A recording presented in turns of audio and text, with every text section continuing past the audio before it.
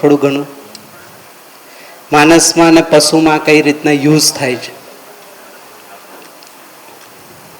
સારું, ચાલો હું કહી દઉં. હા, આપો આપો ત્યાં.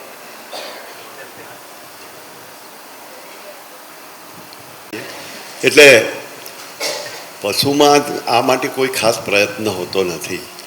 જનરલી એને સહજ મળી જાય છે.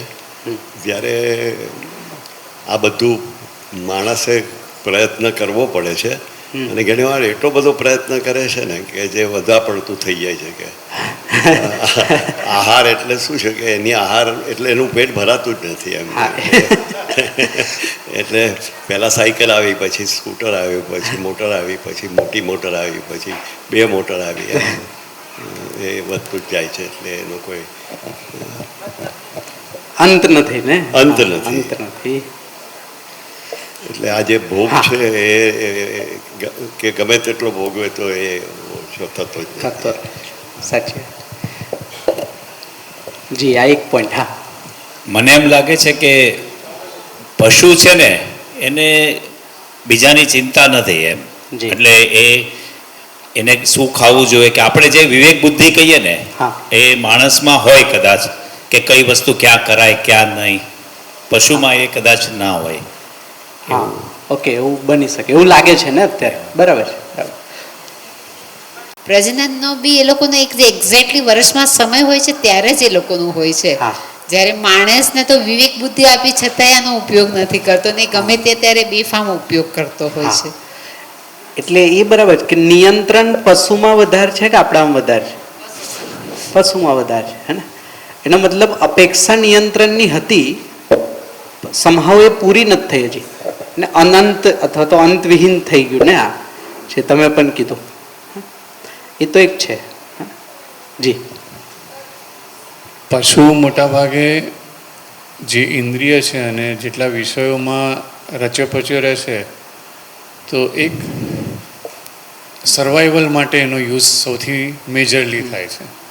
અને બીજું પ્રેઝન્ટ મોમેન્ટ માટે વધારે થાય છે. ફ્યુચરનું આસ્પેક્ટ હોય છે. એ લોકો પણ થોડો ખોરાક સંગ્રહને એવું કરતા હોય છે, ઘરમાળો બનાવે છે, બધું કરે છે. પણ એનું જરૂરિયાતનો જે યુઝ છે, જે સામે નેચર કે પ્રકૃતિને જે એની અડચણ છે એ મિનિમમ છે. એનાથી પ્રકૃતિને થતું નુકસાન મિનિમમ છે. ત્યારે મનુષ્યનું સર્વાઈવલ માટે જ કરે છે, પણ એનો પ્રેઝન્ટ સિવાય ફ્યુચર માટે કરીને એ જે ઉપભોગ થાય છે એ ભોગમાંથી અતિભોગ પર પહોંચી જાય છે, યુઝમાંથી સંગ્રહ પર પહોંચી જાય છે. બીજું કંઈ ધ્યાનમાં આવ્યું હોય તો બરાબર છે.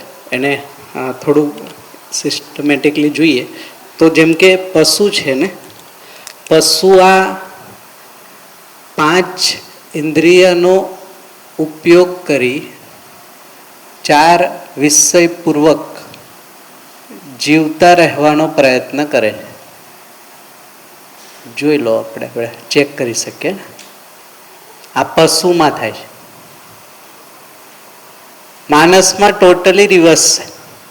માણસ 4 વિષયપૂર્વક ઇન્દ્રિયોના ઉપભોગથી સુખી થવાનો પ્રયત્ન કરે.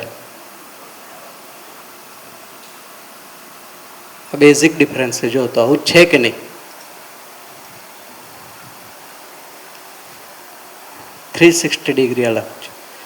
એમ કે એમાં જેમ જોશો તો આહારની નીડ, સ્મેલ ને આ બધાથી, જેમ કૂતરું છે આહાર કીતના છે, સૂંઘીને સ્મેલ કરીને આહાર મેળવશે અને સર્વાઈવ કરશે, લાઈક ધેટ. તો એનો એક જ પર્પસ છે, સર્વાઈવલ. તો એની માટે 5 ઇન્દ્રિય અને 4 વિષયનો ઉપયોગ કરીને જીવતો રહેશે. આજની માટે ઇનફ છે. ભોજન મળી ગયું પછી બીજું કાંઈ ડિમાન્ડ નથી, સંરક્ષણ મળી ગયું પછી કાંઈ ડિમાન્ડ નથી, લાઈક ધેટ. માણસમાં ટોટલી ઊંધું જ. એ 4 વિષયપૂર્વક ઇન્દ્રિયનો ઉપયોગ કરીને સુખી થવાનો પ્રયત્ન કરે, કારણ કે ડિમાન્ડ સુખની છે. પશુમાં આ ફેક્ટર નથી, એની ડિમાન્ડ જ નથી. એટલે સેમ હોવા છતાં એનો ઉપયોગ અલગ છે. 5 ઇન્દ્રિય અને 4, એટલે એમાં નિયંત્રણ દેખાશે. આપણામાં નિયંત્રણ એટલે નહીં દેખાય કારણ કે જોઈએ છે નિરંતર વસ્તુ, અને મેળવવાનો પ્રયત્ન જ્યાંથી કરીએ છીએ એને નિરંતર કરવાનો પ્રયત્નમાં એ અંતવિહીન થઈ ગયું, હે ને? અતિ ભોગમાં જતું રહ્યું, જે તમે કીધું એ પ્રમાણે. કારણ કે જોઈએ છે આ જ્યારે પહેલામાં ડિમાન્ડ છે જીવતું રહેવું બસ, તો એને એટલું મળી ગયું, પછી નથી સંગ્રહ કે નથી બીજું કંઈ, એના માટે એક્સ્ટ્રા કંઈ છે જ નહીં. હવે આપણાને તો આ મળી ગયા પછી તો પાછા નવા વિચાર આવજે ચાલુ થશે, જો તો પેટ ભરાય પછી તો નવો ક્રિએટિવિટી ચાલુ થાય કે હવે અને નેક્સ્ટ વધારે, એમ કે બપોરનું ભોજન પતે ને પછી હવે સાંજે શું જમશું, લાઈક ને પછી એનો વિચાર ચાલુ કે સાંજે કઈ રીતના જમીને સુખી થશું, લાઈક દેટ, હે ને?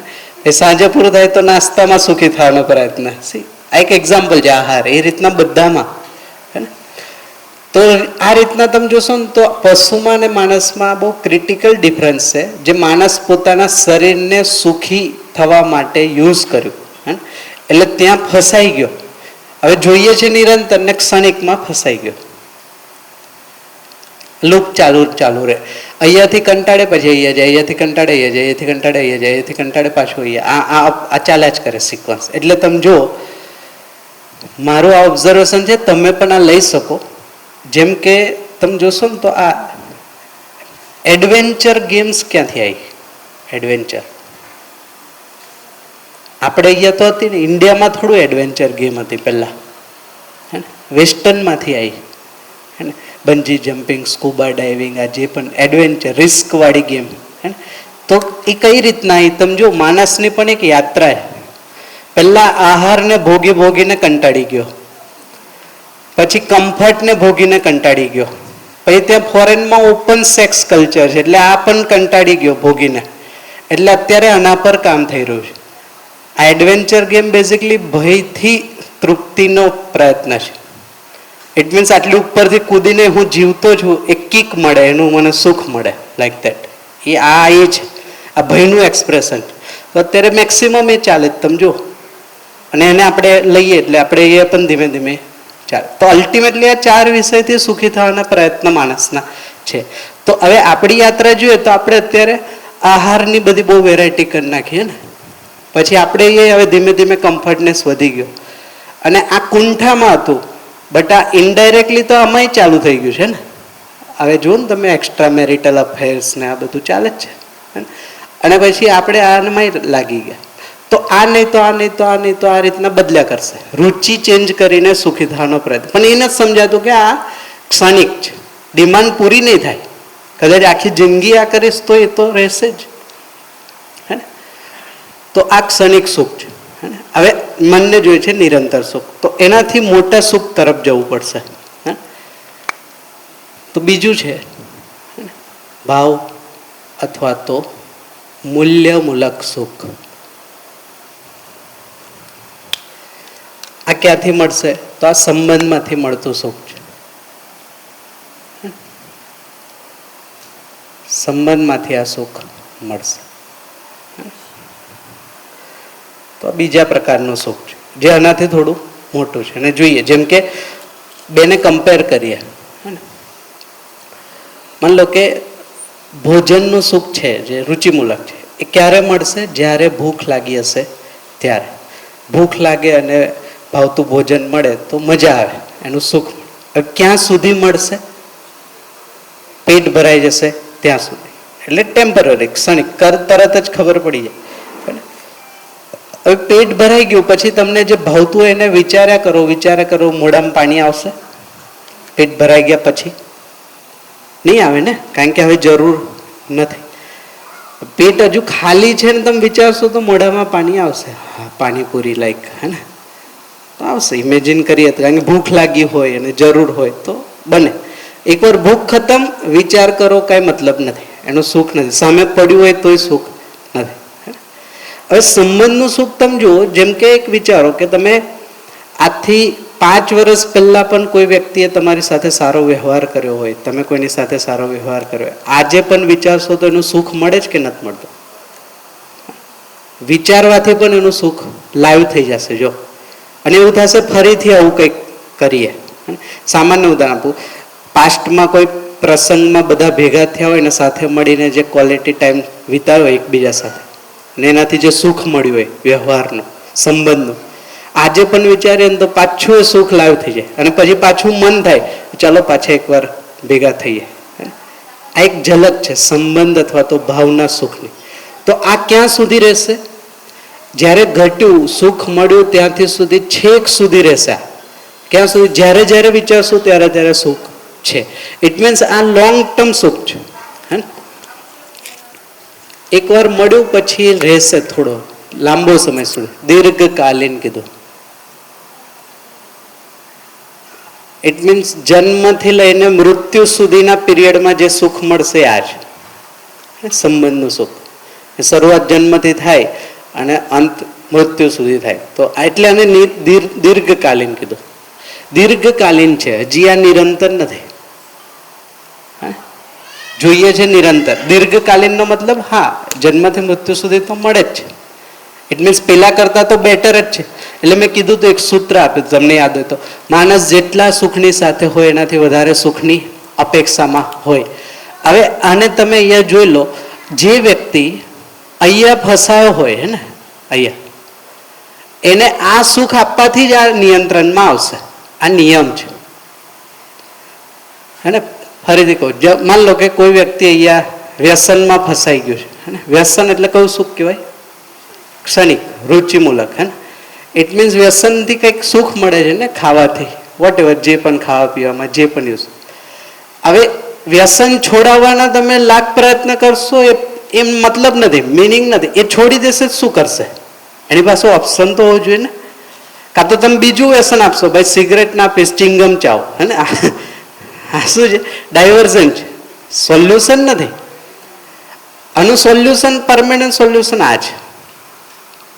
જેવું સંબંધનું સુખ દેખાવા માંડશે, રુચિ ગૌણ થઈ જશે, ખતમ થઈ જશે એવું નથી કહેતા, ગૌણ થઈ જશે. એ પ્રાયોરિટીની વસ્તુ નથી, સંતુલનમાં આવી જાય. એક એક્ઝામ્પલ આપું જો. માન લો કે તમને પીઝા ભાવે છે ને, બહુ ભાવે છે, રુચિવાળી વસ્તુ છે. હવે તમારા બાળકને પીઝા ભાવે છે હે ને. પીઝા એક જ છે, એક છેલ્લો પીસ રહ્યો છે. કોણ ખાશે? હા, કેમ બાળક ખાશે? તમે ખાઈ શકો ને ખાવા માટે. તો બે પાસે ચોઈસ છે, વસ્તુ એક જ છે. તો તમારે ડિસિઝન લેવા માટે એફર્ટ કરવો પડ્યો કે બાળક ખાશે કે હું ખાઈશ? નહીં, સિમ્પલ આવે છે ને બાળક. કેમ? કારણ કે બાળકના સંબંધની શું છે? સ્વીકૃતિ. તો સ્વીકૃતિ છે એટલે એ જમશે અને એનાથી એને જે સુખ મળશે ને એ જોઈને મને સુખ મળશે. આ મોટું સુખ છે, આ સંબંધનું સુખ થઈ. એમાં રુચિ ગૌણ થઈ ગઈ, પીઝા ગૌણ થઈ ગયો, મુદ્દો નથી પીઝા. હવે જ્યારે સંબંધની સ્વીકૃતિ નહીં હોય ને તો પીઝા મુદ્દો બનશે. તો મમ્મી ને બાળક બે જ ઝઘડશે, હું ખાઈશ, હું ખાઈશ, લાઈક દેટ. આ સેમ વસ્તુ તમે જુઓ. હવે જ્યાં સ્વીકૃતિ નથી ત્યાં પછી આ વસ્તુ મુદ્દો બનશે. જ્યાં સંબંધ નથી, જ્યાં ભાવ નથી, ત્યાં કોઈ વસ્તુ મુદ્દો બને. આ પણ એક નિયમ છે. તમે જુઓ, આજે સૌથી વધારે કોર્ટ કેસ છે પ્રોપર્ટીઝના, તમને ખ્યાલ જ હશે. પ્રોપર્ટીઝમાં બે સગા ભાઈઓના પ્રોબ્લેમ છે પ્રોપર્ટીઝને લઈને. હવે જે બે ભાઈઓ 30-35 વર્ષ એક જ વાતાવરણમાં એક જ જગ્યાએ રહ્યા અને પ્રોપર્ટીને લઈને મુદ્દો આવ્યો, પછી એ ક્યાં ગયા? કોર્ટમાં ગયા. તો કોર્ટમાં પછી કેસ ચાલ્યો. પછી એમને શું કર્યું? જે એવિડન્સ પ્રમાણે ઇક્વલ ડિસ્ટ્રીબ્યુશન, મેક્સિમમ શું થાય? ઇક્વલ ડિસ્ટ્રીબ્યુશન થાય. કોઈને એવું લાગ્યું મને ઓછું મળ્યું, કોઈને વધારે, તો એ કોર્ટમાં જાય ને ઇક્વલ ડિસ્ટ્રીબ્યુશન થઈ. હવે ઇક્વલ ડિસ્ટ્રીબ્યુશન થઈ ગયું એટલે પ્રોબ્લેમ સોલ્વ. પછી શું? બે ભાઈઓના સંબંધ સુધરી જશે. હા, એ સંબંધમાં પ્રોબ્લેમ હતો પ્રોપર્ટીઝના કારણે. પ્રોપર્ટીનો મુદ્દો તો કોર્ટમાં સોલ્વ થઈ ગયો. હવે તો સંબંધ સુધરી જવા જોઈએ, તો એવા ને એવા જ રહેશે. કેમ? કારણ કે મુદ્દો ક્યારેય પ્રોપર્ટીનો હતો જ નહીં, મુદ્દો સંબંધ અને ભાવનો હતો. એટલે પ્રોપર્ટી મુદ્દો બનાવ્યો તો હતો નહીં. બે ભાઈઓને એકબીજા સાથે જીવતા નહોતું આવડતું એટલે પ્રોપર્ટી ઇસ્યુ બન્યું. તો ગેપ સંબંધમાં હતી, સોલ્વ કરવાનો પ્રયત્ન ઉપર કરે એટલે ક્યારેય સોલ્યુશન આવે જ નહીં, ક્યારેય, નેવર. હવે જ્યારે માન લો કે બે ભાઈ વચ્ચે સંબંધ સારો ને સંબંધનું સુખ મળે, તો તમે વિચારો પ્રોપર્ટી ક્યારેય મુદ્દો બનશે? પોસિબલ જ નથી ક્યારેય મુદ્દો બને, શક્ય જ નથી. કદાચ ઓછું આપી દીધું હશે ને તો ભેગા મળીને કરી લેશે, એમાં શું, એ મુદ્દો જ નથી. તો આ મોટું સુખ છે, આ એસ્ટાબ્લિશ કરવાની જરૂર. એટલે અમારે અહીંયા એક સરસ એક કેસ બન્યો. અમે ત્યાં યુનિવર્સિટીમાં બાળકો સાથે પણ આ વર્કશોપ લઈએ. MScમાં ફાઇનલ યરમાં એક સ્ટુડન્ટ હતી, તો એને આ વસ્તુ પર વાતચીત થઈ, એને પકડાઈ ગયું આ વસ્તુ. હવે એના પપ્પાને રોજ ડ્રિંકિંગની હેબિટ હતી, રોજ એક ડ્રિંક કરે ને તો જ ઊંઘ આવે. લાઈક વર્ષોથી આવું હતું ને બધાએ પ્રયત્ન કર્યા, દવા કર્યું, આ કર્યું બધું, પણ ન ફેર પડ્યો. ચાલુ આખું ઘર ટૂંકમાં એફર્ટ કરીને થાકી ગયું હતું. પછી આ વસ્તુ દેખાણી કે અટક્યા ક્યાં છે ને સોલ્યુશન ક્યાં છે. બાળકો કઈ રીતના ક્રિએટિવિટી લાવે છે ને, આ જો ધ્યાન વસ્તુ આપવાથી એ સોલ્વ કરી દેશે. તો એનું ધ્યાન ગયું કે અટક્યા ક્યાં છે, પ્રોબ્લેમ ક્યાં છે. અત્યારે લગીને આપણે પ્રયત્ન પ્રોબ્લેમને અલગ રીતના કરતા, જે થાય નહીં, થયો નહીં. હવે એનાથી મોટું સુખ આપવાથી આ વસ્તુ રિઝોલ્વ થઈ જશે. એને એક પ્રયોગ કર્યો. એને શું કર્યું, એને ઘરે જઈને એના પપ્પાને એવું કીધું કે તમારી માટે છોકરો ગોતો છો ને, તો મને ખ્યાલ જ છે કે તમે મારા માટે બેસ્ટ ગોતશો, હે ને, ઓબ્વિયસલી તમે, તો મારે એમાં કંઈ ડાઉટ નથી, તમે તમારી ચોઈસ છે, મારી ચોઈસ. એક કન્ડિશન છે. એના પપ્પાએ કીધું હા જે હોય તે, એમાં શું કે. પછી એને કીધું કે એ છોકરાને તમારી જેવું જ વ્યસન હોવું જોઈએ. ઓબ્વિયસલી એઝ અ પેરેન્ટ્સ પોતાની છોકરી માટે એવું બાળક કે જ ના ગોતે કે જેને વ્યસન હોય, એ ડ્રિંકિંગ ભલે પોતે કરતા હોય પણ એવું ના ગોતે, હે ને, કારણ કે અંદરથી એવું તો હોય ને કે આ યોગ્ય નથી. તો એને આશ્ચર્ય થયું કે આવું ડિમાન્ડ શું કામ કરે. તો એને કીધું કે જો એક સિમ્પલ વસ્તુ તમારાથી છૂટતું નથી અને તમે પ્રયત્ન કરો પણ નથી છોડી શકતા, હે ને. એમાં લોકો સારો વ્યક્તિ કે જેને વ્યસન નથી એવું એની સાથે મારા મેરેજ થયા. કાલે ઉઠીને અમારા વચ્ચે કંઈક નાની મોટી બોલાચાલી થઈને આ મુદ્દો અંદર આવ્યો તમારો ડ્રિંકિંગનો, હે ને. તો એનાથી તમને કંઈક કહેશે ને એવું વસ્તુ હશે તો મેં દુઃખી થઈશ ને મેં દુઃખી થઈશ એટલે તમે દુઃખી થશો. એની જગ્યાએ જો તમારી જેવો તમે ગોતી લો, તમે બેને કંપની મળી જાય, તમે બે ખુશ છો એટલે હું ખુશ છું. એના પછી એના ફાધરને રિયલાઇઝ થયું કે આ મુદ્દો એટલો નાનો નથી જેટલો મને લાગે છે. આ ડ્રિંકિંગ વાળો કેવું લાગે, કેઝ્યુઅલ હોય, આ તો કયા કરે એવું. ને રિયલાઇઝ થયું કે બાળક હર્ટ થાય છે આ વસ્તુથી. થોડું ધ્યાન ગયું સંબંધ પર. પહેલાં ધ્યાન નહોતું પણ આ પર્ટિક્યુલર પોઈન્ટ પર. પછી થોડા દિવસ પછી એને શેરિંગ કર્યું. આ શેરિંગ જ કર્યું હતું, એ જ મેં શેર કર્યું. એને કીધું કે પછી પપ્પાએ ક્યારેય અત્યાર સુધી તો ડ્રિંક નથી કરી, હે ને, ક્યારેય, નેવર, હે ને. અને અત્યારે છેલ્લા એલ્યુમિની મીટ અમે કરી હતી, જેમાં આખા છેલ્લા 2000થી લઈને અત્યાર સુધીના પાસ આઉટ સ્ટુડન્ટને બોલાયા હતા. એમાં એ આવી હતી, એના મેરેજ થઈ ગયા અને નથી પીતા ભાઈ, હે ને. તો એ પૂછ્યું કે કેવું છે ઘરે, તો કે ત્યારનો દિવસ ને આજની સ્થિતિ, આજ સુધી પપ્પાએ ક્યારેય એ બાજુ જો ઈચ્છા નથી થતી એમને. આ તાકાત છે સંબંધની, ભાવની. આ તો એક સામાન્ય એક્ઝામ્પલ. આ તો મેં કહું છું જો આ વસ્તુ દીર્ઘકાલીન મળી જશે ને તો આ વસ્તુમાં ક્યારેય માણસ અટકે જ નહીં, ક્યારેય શક્ય જ નથી.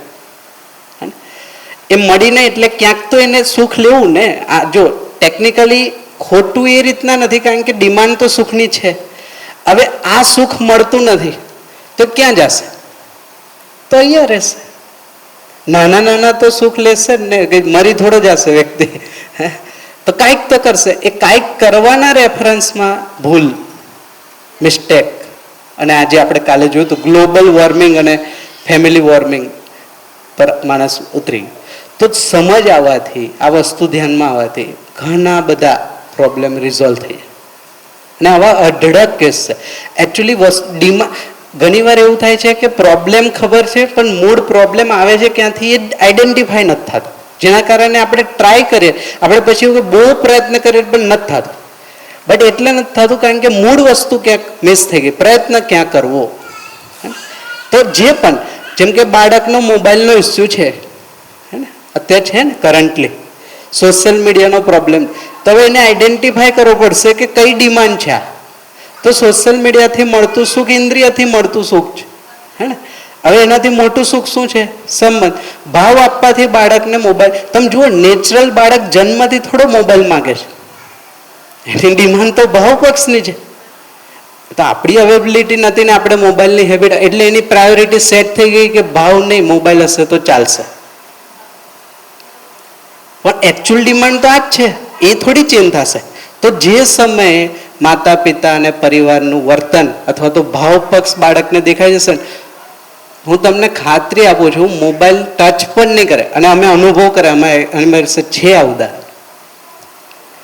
અમારી સાથે એક ગ્રુપમાં અંકિતભાઈ છે, હે ને, 2014થી અમે બધા સાથે શરૂઆત કરી. તો એ એમના વાઈફ પ્રેગ્નન્ટ હતા ત્યારથી અમે આ વસ્તુને સમજ્યા, જેટલી એને અભ્યાસમાં લાવ્યા હતા. તો જોયું કે બાળક કઈ રીતના ગ્રો કરે છે, એના પણ આમાં બ્લુ પ્રિન્ટ છે. માણસના અસ્તિત્વમાં આવવાથી સમજવાની આખી એક સ્ટ્રક્ચર છે. એ સ્ટ્રક્ચરને જોતા ગયા અને અમે એની સાથે અભ્યાસ કર્યો. તો જ્યારે નક્કી કર્યું કે પેલું અહીંયા જોયું હતું ને આપણે વસ્તુનો પર્પઝ, તો મોબાઈલનો પર્પઝ તો ફોન માટે, આના માટે ખબર. તો આખા ઘરે નિર્ણય લીધો કે આપણે એક કામ કરશું, ઘરમાં બાળક જ્યાં સુધી કન્ક્લુઝન કાઢે એ સ્થિતિમાં નથી આવતું ત્યારે ઘરની એક પ્રેક્ટિસ આપણે રાખશું મોબાઈલને લઈને. તો એમાં શું કર્યું, એક એન્વલપ કવર બનાવી દીધું દરવાજાની પાછળ, અને ત્યાં દરેક 4 સભ્યો પોતાના મોબાઈલ રાખી દે. ફોન આવે, રિંગ વાગે, ત્યાંથી મોબાઈલ લઈને વાત કરીને પાછો ત્યાં રાખે. આવી રૂટીનમાં પ્રેક્ટિસ હતી, હે ને. એનાથી શું થયું, હવે બાળક અત્યારે 10 વર્ષનું છે, એમની ડોટર. આજે એના બધા જ ફ્રેન્ડ મોબાઈલમાં ગેમ રમે છે, બધાને મોબાઈલ જોઈએ છે. એની એક પણ વાર ડિમાન્ડ જ નથી આવતી મારે મોબાઈલ જોઈએ છે. હવે એનો મતલબ એ નથી કે મોબાઈલ નથી આવડતો, એને બધું આવડે છે. મોબાઈલ યુઝ કરતા આવડે છે, કોલ કરતા આવડે છે, વિડીયો કોલ કરતા. મોબાઈલથી દૂર નથી રાખ્યો. મોબાઈલનો પર્પઝ જવાથી હવે મોબાઈલનો પ્રભાવ નથી, કારણ કે એને જ્યારે રમવાનું કેવું મન થાય તો એને માણસ જોઈએ છે. એ સમય વસ્તુ નથી જોતી, તો એ ડિમાન્ડ કરે કે આ રમતો નથી, કે આ રમતી નથી. પછી જે સાથે રમે એની સાથે ટાઈમ આપે. તો મેં એ સેન્સમાં કહું છું કે આ વસ્તુની ડિમાન્ડ જો પૂરી થઈ જશે તો આ વસ્તુનો પ્રભાવ ગૌણ થઈ જશે. તો એ જસ્ટિફિકેશન નહીં ચાલે કે તો બહાર વાતાવરણ છે એટલે આપણે કેમ કંટ્રોલ કરશું, એનો કોઈ મિનિંગ નથી. એનામાં કન્ક્લુઝન છે બહારનું વાતાવરણ એને કાંઈ અફેક્ટ નથી કરતું. એ તો અમે જોયું પણ, અને હવે અમારા ગ્રુપમાં 2 બાળકો જેને આ વસ્તુ કાંઈ પ્રભાવ જ નથી, અડતો પણ નથી, કારણ કે એનામાં એક કન્ક્લુઝન છે આ વસ્તુનું. અને હજુ સમજ નથી, બટ પ્રેક્ટિસથી કન્ક્લુઝન છે કે આ વસ્તુ આના માટે છે, આ વસ્તુ આના માટે છે, આ વસ્તુ આના માટે. લાઈક તો કન્ફ્યુઝ નથી, જેમ બીજા કન્ફ્યુઝ છે એ રીતના એ કન્ફ્યુઝ નથી. બોલતું કે બીજા જ્યારે યુઝ કરતા કે આ નહીં, આવું કરીએ, લાઈક આવું ના કરાય, આવું કરાય. સો મેચ્યોરિટી દેખાય છે. તો આ પકડવાની જરૂર છે કે જે સુખની સાથે છે માણસ, એનાથી વધારે સુખની અપેક્ષામાં છે જ. આ નિયમ છે, કારણ કે આ છે અને આ જોઈએ છે. તો હવે આમાં થોડું આગળ જઈએ તો જોઈએ છે નિરંતર સુખ, હે ને, અને ક્ષણિક સુખ સાથે છે. આ ક્યારેક ક્યારેક મળે છે, ક્યારેક ક્યારેક નથી મળતું. એ અત્યારની સ્થિતિ આ છે. સંબંધનું સુખ ક્યારેક ક્યારેક મળી જાય, ક્યારેક જ્યારે સારો વ્યવહાર થાય ત્યારે સારું લાગે, ન થાય તો ઇટ મીન્સ આ પણ દીર્ઘકાલીન નથી મળતું. એટલે નથી મળતું કારણ કે આનો આધાર ક્લિયર નથી. આ સંબંધ શું છે, ભાવ શું છે, ખબર હોય તો મળે ને, સમજણ હોય તો ભાવ મળે. આપણે કાલ જોયું હતું. તો આનાથી મોટું જે સુખ છે એ છે બેઝિકલી સમજણ, મૂલક.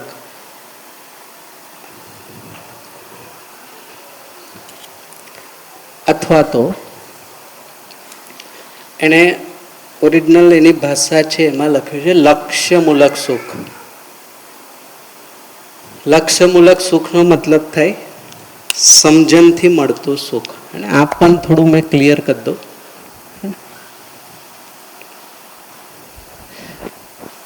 લક્ષ્ય બેઝિકલી આ માનવ લક્ષ્યની વાત કરે છે. માનવ લક્ષ્ય 4 છે.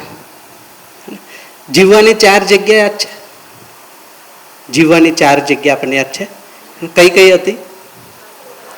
પોતાની સાથે, પરિવાર સાથે, સમાજ સાથે અને પ્રકૃતિ. આ જ લક્ષ્ય છે માણસનું. પહેલા પોતાનામાં રિઝોલ્વ થવું, પછી પરિવારમાં, પછી સમાજમાં અને પછી પ્રકૃતિ. તો એને 4 લેવલ પર લક્ષ્યને ડિફાઇન કર્યું છે, હે ને. એક, પોતાનામાં સમાધાન, આ પહેલું લક્ષ્ય. પરિવારમાં સમૃદ્ધિ,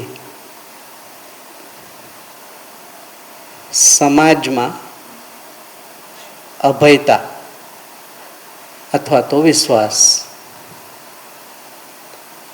અને પ્રકૃતિમાં સંતુલન અથવા તો સહઅસ્તિત્વ.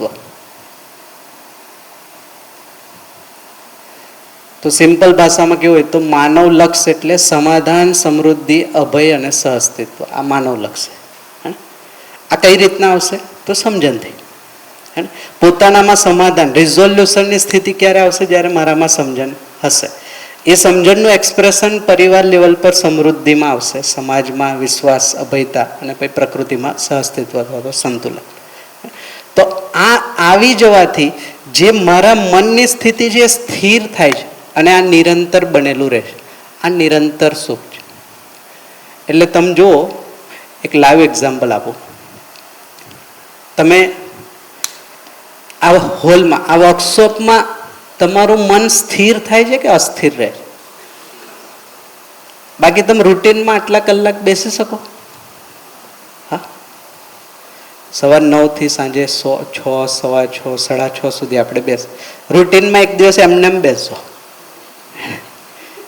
એમને રુચિવાળું કરવા બેસજો તમે. ચાલો, ટીવી મૂવી જોવા બેસજો.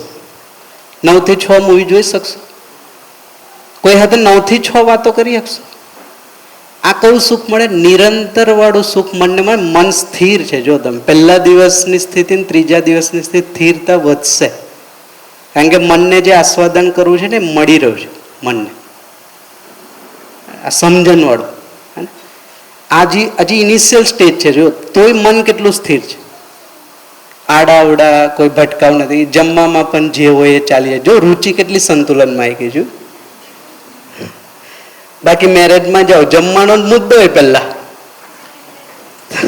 કેટલો મોટો ફંક્શન હોય, વિવાહ પ્રસંગ વિવાહનો છે અને મુદ્દો જમવાનો હોય, હે ને. આટલું બધું સારું કર્યું પણ આ સલાડમાં આવું હોય. હવે તો કેવા આવી ગયા શેકેલાના. કેમ? કારણ કે રુચિ પ્રધાન છે આખો પ્રસંગ. રુચિમાં જ માણસ અટકે છે. સંબંધ ગૌણ છે. એમાં એકચ્યુઅલી વિવાહ સંબંધનો પ્રસંગ હતો, ભાવનો પ્રસંગ હતો. સંબંધ ગૌણ થઈ ગયા, વસ્તુ મોટી થઈ ગઈ. કેમ? કારણ કે સંબંધને કઈ રીતના ભાવને એસ્ટાબ્લિશ કરવા એની સમજણ પણ નથી. તો નિરંતર સુખમાં દીર્ઘકાલીન સુખ સમાયેલું છે અને ક્ષણિક સુખ પણ સમાઈ ગયું. હવે નિરંતર મળ્યું તો નાનું મોટું તો એમાં આવી જ જશે. તો છૂટતું નથી કોઈ. આ ભાવ ના જાય. નિરંતર સુખ મળવાથી મને ખાટો તીખો સ્વાદ નહીં આવે એવું નહીં રહે, તો રહેશે જ. હે ને? બટ એ પર્પસ સાથે સમજાશે ખાટો સ્વાદ શું કામ છે, તીખો સ્વાદ શું કામ છે, કેટલો લેવો, એનો પ્રમાણ શું છે, એ સમજ. તો એકચ્યુઅલી ઇન્દ્રિયનું સુખ પણ સમજથી જ મળશે. જ્યારે મળશે ત્યારે ટેકનિકલી જુઓ તો અત્યારે ભાતનું સુખ મળતું નથી, હે ને. અત્યારે સ્વાદનું સુખ મળે ભાતના. એકચ્યુઅલી આહારનો સુખ તો સમજ પછી આવશે. પોષણ આ સુખ છે, નર્ચરિંગ આ સુખ છે. જે હજી આ નથી, ત્રીજું નથી. એટલે આ બે માં ડાયલેમા ચાલે છે, હે ને. અહીંયા જવું, ક્યારેક અહીંયા જવું, અહીંયા જવું, અહીંયા જવું, અહીંયા. તો આની સોચ છે મનને. મન જે સમય નિરંતર સુખને મેળવી લેશે એ રીતના મન એ સમય મન સ્થિર થઈ જશે. સ્થિર એટલે એ નિરંતરની સ્થિતિ હંમેશા બનેલી. હવે એમાં અપ્સ એન્ડ ડાઉન્સ ખતમ થઈ ગઈ. ભટકવાનું બંધ મનનું. હવે જીવવાનું ચાલુ, હે ને. અત્યાર સુધી મન જીવવાની ઈચ્છા છે, જીવી નથી શકાતું કારણ કે હજી આવ્યું જ નથી. પહેલા ડિમાન્ડ તો પૂરી થાય તો મનની ડિમાન્ડ અહીંયા પૂરી થઈ જશે ને, નિરંતર વાળું. તો પોતાનામાં રિઝોલ્યુશન આવવાથી મન શાંત. હવે શું કરશે? તો બીજાનામાં પણ રિઝોલ્યુશન આવે એની પ્રયત્ન, આ સમૃદ્ધિ. પછી બધાનામાં રિઝોલ્યુશન આવે એ પ્રયત્ન, અને આખું સહઅસ્તિત્વ બેલેન્સ રહે એ પ્રયત્ન. એ ગ્રેજ્યુઅલી આ થઈ ગયું. અલગ અલગ લક્ષ્યને લઈને હવે ચાલવાનો પ્રયત્ન. તો હવે કે હા, આ વિકાસ હવે એકચ્યુઅલી ચાલુ હવે થશે. સમજ્યા પછી ગ્રોથની શરૂઆત થશે. સમજી લીધો, હું તૃપ્ત છું, હવે મારે શું કરવું એ મને ખ્યાલ આવે. તો હવે રોલ ડિફાઇન થયો માણસનો કે હું શું કામ હતો, તો પહેલાં સુખી થવા માટે હતો, હવે બીજાને સુખ આપવા માટે છું, હવે બધાને સુખ કરવા માટે છું. હવે ધીમે ધીમે એનો રોલ પણ ખબર પડે અને એનું પ્રમાણ ધીમે ધીમે મળતું જશે. બરાબર છે? આ સમજાય? આ એક આસ્વાદનની ક્રિયા જે હંમેશા આપણામાં ચાલુ હોય. આમાં કંઈ ડાઉટ, ક્વેશ્ચન, ક્વેરી? હા, સમજણ. અલ્ટિમેટલી સમજણ જોઈએ. સમજણ બરાબર સુખ અને નિરંતર વાળું.